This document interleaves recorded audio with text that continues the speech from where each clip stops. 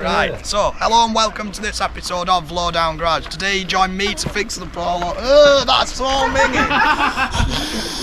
And well, we're going to fix it because the numpty behind the lens crashed it, and that's the editor of the channel. This is his whip, so we're going to make it right. No. So yeah, hope you enjoy this video. Join us for fixing, putting a new front end on and sorting all the clunking and knocking because it sounded like it was going to fall out.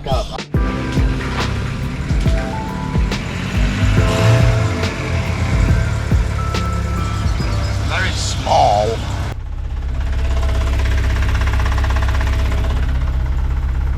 Right, let's get it all jacked up.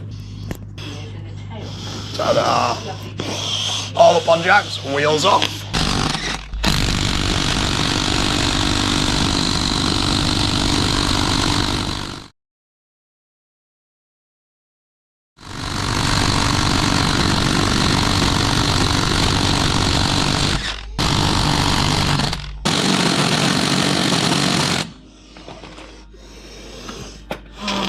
So we've jacked it up, got it in the air and found out that it's fucked. What a surprise. So we need new inner rack boots and some anti-roll bar links. So it's time for a trip to A to Z, boss man. Alright, so first we're getting the lower arm off. There it is. 16mm in there. Just slowly but surely. It's quite tight. And we'll go for that one. And that one. Managed to get the bolts out. This one was actually seized. So all I did was put a pry bar in to pry it upwards. Pry that upwards. Put pressure on the bolt and then gun it out. But God, it was seized. Pushing on pry bar and nothing cut my hand. Bag of shit. Anyway, all these bolts are out now, so let's try and get the arm out. That is one arm out. Push. Not terrible. Ball joint, meh. That one though, fucking hell. Roll bar bush off next. Bit of WD. Get that. Time to get the next side off. Now you see it, and they're ready for the caption. Now you don't. There we are, the arm is now out. Not there. So now the arm's out, well, I've been lucky because someone's replaced these and put copper grease all over bolts, so that's what I'll be doing when I put them back in. Definitely saved me the hassle of getting them out. Anyway, we've got the new arms over here. There's obviously a new one, an old one. Come with these little plastic pieces on. I'm going to just knock these pins out like so they go from that. Just knock them from the back, swap the plastics over and waz them back in. Right, so we've got to make this one a bit like that, so obviously that one's like that there, look at that, lovely. So we need to add that to that. There we go, get them like that. Pull that out. Same again, pull this off. Just a bit of spin that out. Like that, transfer it over. Like that. And that one, like that. Get a little pin, like that, like that.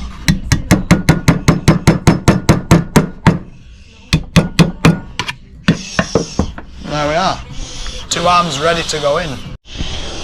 Right, so we're going to have to revise the situation. Broken spring. Here's what we're doing. Full front end refresh. We're going for springs, shockers, strut tops, lower arms that I'm about to put in, front roll bar links, inner and outer tie rods. So we're going all brand new. Probably going to need an alignment as well, actually. And obviously we're going to swap the bonnet out. Now I've just realised I can't get the parts till Tuesday, Wednesday. It's actually Saturday at the moment. So we're going to have to, well, we're going to get it all apart. We're going to take all the bonnet off, take all the front off, get that all sorted because we may as well do. And we're just gonna crack on with it, I suppose. Anyway, I'll get those arms back in first. And that is there. There we have it. Lower arms and roll bars in. So now we've got those in, we need to get the track rod ends off and get them ready for the new boots and whatnot. And then we'll swap the front end over.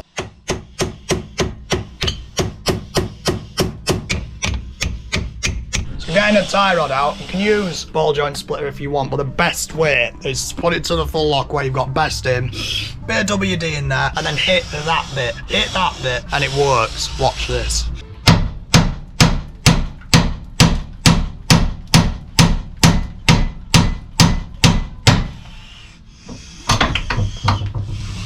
straight out.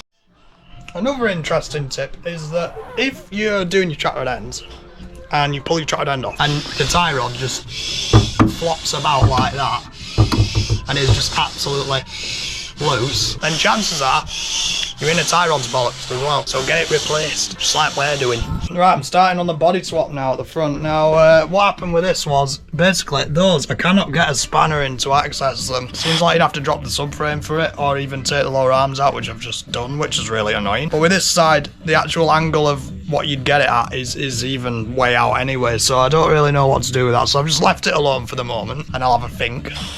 But for now, putting all the front end pieces on here, just getting the old ones off. De-chinned it.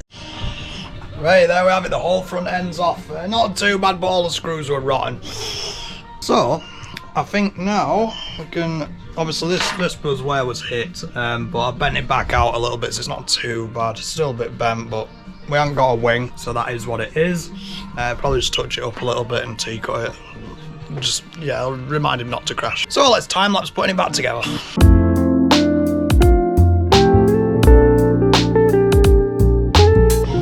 Right, we're about to swap the bonnet over. We've got the whole front end on. Look at that. Wow! Well, we've still got the grille piece to go in. I've touched the wing up. Wow, it's like new. And this piece is, I've just painted that. Well, my dad did a bit and then I did a bit. Look at that. Jeez. So, let's get the bonnet swapped. You're the fade comparison. Don't scratch the new one. I'm not doing. Damn. Yeah, I think that needed doing. Here we go. Got the new exhaust on. No. New bonnet on. Now it's time to complete the front end. Yeah.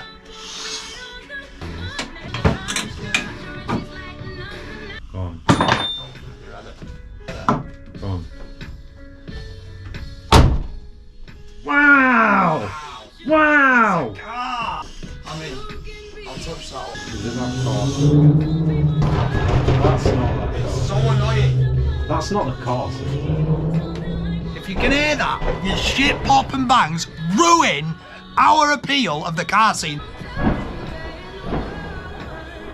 It sounds like someone's being shot. It does, and it scares them, and then they think that the Bimmy is uncool. Well, it's cool, so.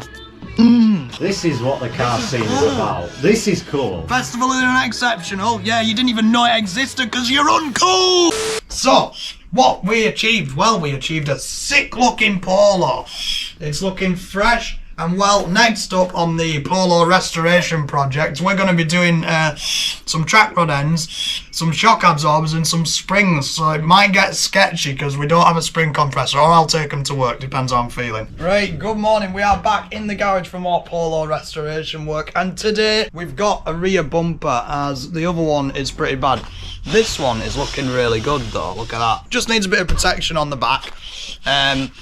Just here, a bit of rust there. So I think we're going to wire brush it a bit, paint it and then wax oil it and double protect it basically. Because the old one was actually a couple of years ago just like that one, but now obviously the rust has kind of got through and it looks pretty shit. So let's get this new one refurbed, and while we wait for it to dry we'll get the old one off.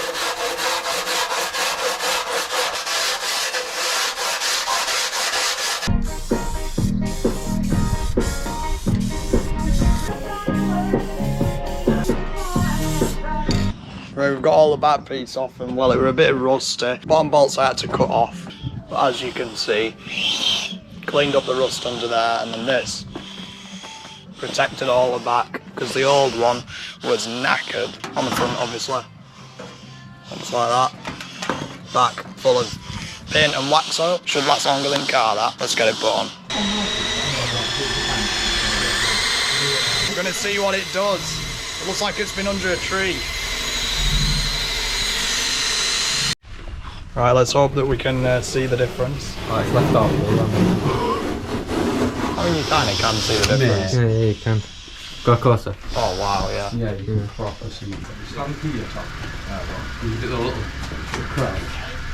Oh my god, yeah, you can. You can actually see it, yeah. Fucking hell. I'll do it over after mine. I don't like, clearly you can see it coming. That is crazy. Big old line. Big ol' lie.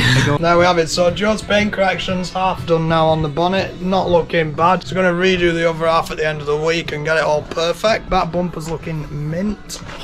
Bim is looking good.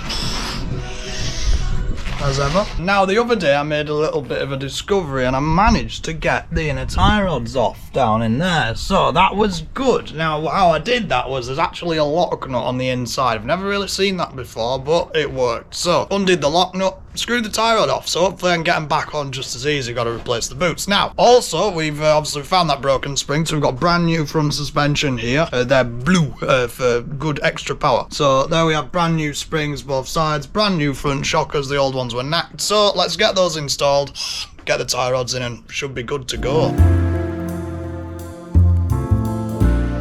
Right, we're a bit further on now. I got really pissed off and I hit the car and everything. I got well my Ford. Anyway, it didn't severe any damage because I'm not exactly strong, but the rack boots are the worst thing I've ever done on a car. Honestly, had the car been right, I've stretched them like fuck. It were awful. And now I'm doing a bit of a barrier alignment on it. You see, this one was kind of straight when I put it down, but this one was pointing all the way to the left. It's looking much better now. Done an oil change as well.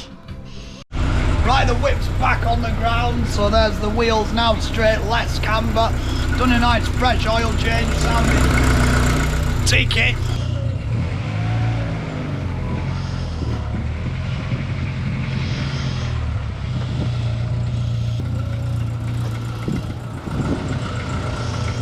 He's already tried to crash it.